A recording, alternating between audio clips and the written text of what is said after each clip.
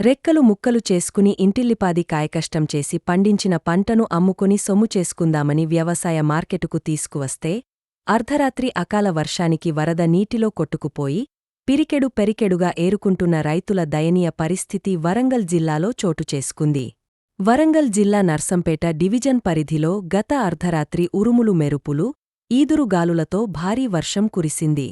దీంతో చాలా చోట్ల వరి పంట నేలకురుగగా మార్కెట్లోకి తీసుకొచ్చిన మొక్కజొన్నలు వరదనీటికి కొట్టుకపోయి రైతులను ఆగం చేసింది.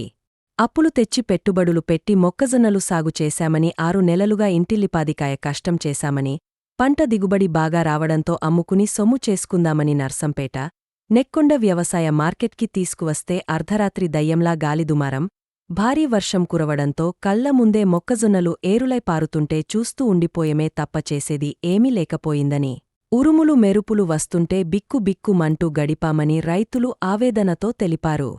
నియోజకవర్గ పరిధిలోని పలు గ్రామాల నుండే కాకుండా మహబూబాబాద్ జిల్లా కొత్తగూడ, గూడూరు మండలాల నుండి తెచ్చిన మక్కలు కూడా వరదనీటిలో కొట్టుకుపోయాయని రైతులు రోదిస్తూ తెలిపారు.